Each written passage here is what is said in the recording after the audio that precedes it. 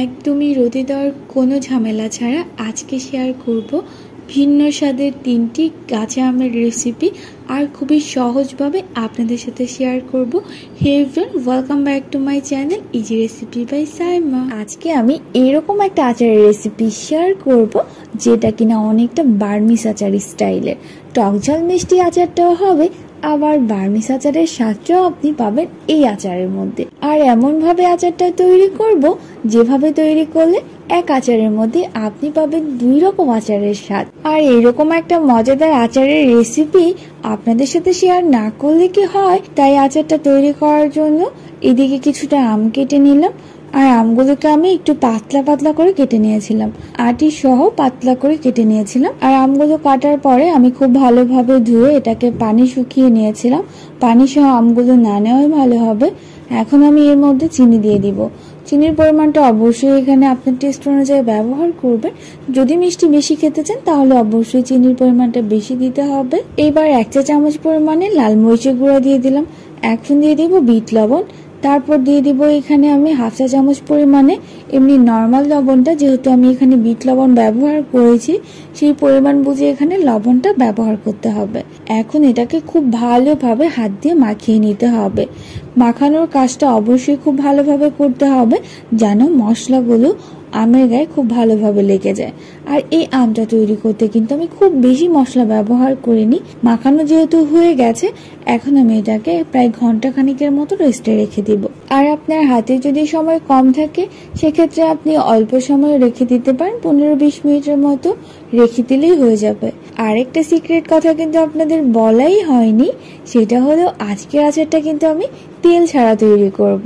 তেল ছাড়া আমের আচার আপনি কখনো খেয়েছেন কিনা সেটা তো আমার জানা নেই, কিন্তু আজকে আমি এমনভাবে আচারটা তৈরি করব যেটা কিনা খেতে অসম্ভব ভালো লাগবে।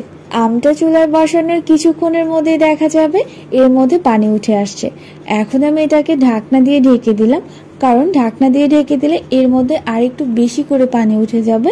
যেহেতু এর মধ্যে আমি চিনি ব্যবহার করেছিলাম, চিনিটাও গলে যাচ্ছে আর এর মধ্যে পানি উঠে আসছে। তো এটাকে আমি নেড়ে চেড়ে দিব। এই অবস্থায় চুলার আঁচটাকে আমি একটু কমিয়ে দিব। এখন আমি এর মধ্যে কিছুটা শুকনো মরিচ কেটে দিয়ে দিব। এটা অবশ্য ঝাল হওয়ার জন্য ব্যবহার করলাম, আপনি চাইলে এটাকে স্কিপ করতে পারেন। আমার কাছে তো আবার আচারটা একটু বেশি ঝাল না হলে ভালো লাগে না, যে কারণে আমি আবার এক্সট্রা করে মরিচ ব্যবহার করলাম। চিনির পানিটা শুকিয়ে আমটা প্রায় সেদ্ধ হয়ে আসছে। কিছু আম আমি একটু গলিয়ে দিয়েছিলাম আর কিছুটা আস্ত রেখেছি। এখন কিন্তু আচারটা প্রায় তৈরি হয়ে আসছে। ঠিক তখনই আমি এর মধ্যে কিছুটা চিলি ফ্লেক্স ব্যবহার করলাম। তারপর এর মধ্যে দিয়ে দেবো পাঁচফোড়নের গুঁড়ো। আমি আগে থেকে চিলি ফ্লেক্সটা তৈরি করে রেখেছিলাম আর কিছুটা পাঁচফোড়ন বেজে গুঁড়ো করে রেখেছিলাম। এখন এটাকে একটু নেড়ে চেড়ে দেবো যেন আচারের সাথে মশলাটা খুব ভালোভাবে লেগে যায়। এই তো খুবই অল্প সময়ে আচারটা যেন তৈরি হয়ে গেল। টক ঝাল মিষ্টি আমের আচার, এই যেন জিভে জল আসার মতো আচার। কার ভালো লাগে না বলেন তো? এইরকম কাঁচা আমের সিজনে মনে হয় ঘর ভর্তি করে আচার বানিয়ে রাখি, আর সেই আচার খাবো সারা বছর ধরে। এইভাবে করে আপনিও কিন্তু আমার মতো তেল ছাড়া এই আচারটা তৈরি করে নিতে পারেন। আচারটা যেমন, আর আজকে আমি এমন একটি আচারের রেসিপি শেয়ার করব যেটা কিনা রোদে শুকানোর কোনো রকম ঝামেলা নেই, আর খুবই অল্প সময়ে টক ঝাল মিষ্টি এই আচারটি তৈরি করে নেওয়া যায়। এইভাবে আচার বানালে আচার চুলা থেকে নামানোর আগেই সব আচার ফুরিয়ে যাবে। আর যদি আপনি লোভ সামলাতে পারেন তাহলে তো এই আচার সংরক্ষণ করে রাখতে পারবেন 1 বছর পর্যন্ত। আজকের আমের আচারটা আমি খোসা সহ তৈরি করব, কারণ খোসা ছাড়া আমের আচারের চাইতে খোসা সহ আমের আচারটা আমার কাছে একটু বেশি ভালো লাগে। আর আমগুলোকে কিভাবে কেটে নিয়েছি সেটা দেখতেই পাচ্ছেন। আমগুলো কিন্তু আমি কাটার আগে ধুয়ে নিয়েছিলাম, তারপর এটাকে একদমই ধোয়া যাবে না। এখন আমি এর মধ্যে লবণ ব্যবহার করব। লবণটা অবশ্যই এখানে টেস্ট অনুযায়ী ব্যবহার করতে হবে। আপনি চাইলে এর সাথে বিট লবণটাও ব্যবহার করতে পারেন। এখন আমি এর মধ্যে 1 চা চামচের মতো লাল মরিচের গুঁড়া ব্যবহার করব। লাল মরিচের গুঁড়াটা অবশ্যই আপনি আপনার টেস্ট অনুযায়ী ব্যবহার করবেন। ঝাল খেতে বেশি পছন্দ করলে মরিচের পরিমাণটা একটু বেশি দিতে পারেন। আমি যেহেতু অল্প আচার তৈরি করব তাই 1 চা চামচ পরিমাণে লাল মরিচের গুঁড়া ব্যবহার করলাম। এখন আমি 1/2 চা চামচ পরিমাণে হলুদের গুঁড়া ব্যবহার করব। হলুদ মরিচ দেওয়া হয়ে গেলে এখন আমি এর মধ্যে ব্যবহার করব আদা রসুন পেস্ট। অনেকেই আছেন যারা আচার তৈরিতে আস্ত রসুনটা ব্যবহার করে থাকে, কিন্তু আমি প্রায় সময় আদা রসুন পেস্ট করে ব্যবহার করি। আবার মাঝে মাঝে টক আচার তৈরিতে আস্ত রসুনটা ব্যবহার করে থাকি। এদিকে হচ্ছে কিছুটা সরিষা পেস্ট করে নিয়েছিলাম। আপনার হাতের কাছে যদি লাল অথবা হলুদ যে সরিষাটাই থাকুক না কেন আগে থেকে পেস্ট করে নেবেন।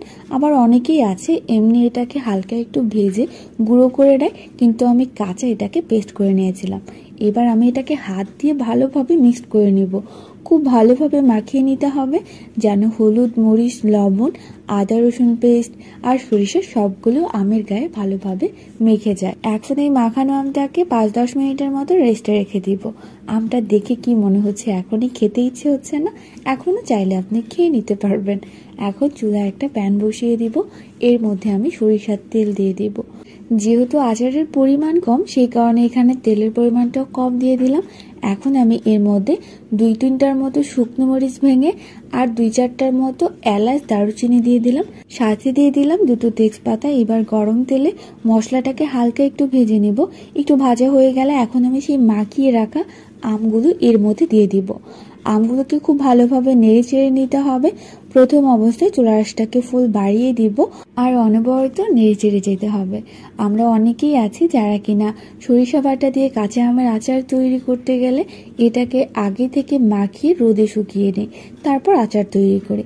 কিন্তু আমি কি করি, খুবই অল্প সময়ে কিভাবে সবকিছু তৈরি করা যায় সেই চেষ্টা করি। তাই এটাকে মাখিয়ে আর রোদে দেওয়ার কোনো প্রয়োজন মনে করিনি, সাথে সাথে চুলায় আচার তৈরি করতে চলে এসেছি। তো কিছু সময় পর্যন্ত গরম তেলে আমটাকে জাল করার পর দেখতে পেলাম আমটা কিছুটা কালার চেঞ্জ হয়ে আসছে, আর ঠিক তখনই আমি এর মধ্যে পরিমাণ মতো চিনি দিয়ে দিব। আজকের আচারটা কিন্তু আমি টক ঝাল মিষ্টি আচার তৈরি করব, যে কারণে এখানে অল্প পরিমাণে চিনি ব্যবহার করলাম। চিনি দেওয়ার পরে দেখা যাবে আমটার মধ্যে থেকে পানি উঠে আসবে, আর এটাকে অবশ্যই নেড়ে চেড়ে দিতে হবে।